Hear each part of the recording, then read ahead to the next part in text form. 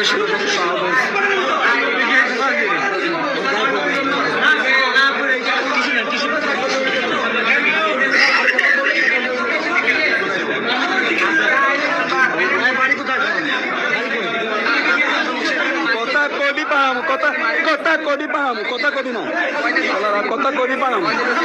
দেশের মানুষ তোদেরকে কি পরিমাণ ঘৃণা করতেছে তোরা জানো? এই সরকার 95% ম্যান্ডেট নিয়ে ক্ষমতায় আসছে, সরকার গঠন করছে। কত শত শত ছেলেপেলের রক্তের উপর দিয়ে সরকার আসছে, তোরা এই সরকারকে প্রশ্নবিদ্ধ করার জন্য তোরা আন্দোলন করতেছ। এত বছর সমর্থন পেয়ে সরকার হয়নি। বর্তমান সরকার সাধারণ থেকে শুরু করে 90 থেকে 95% মানুষের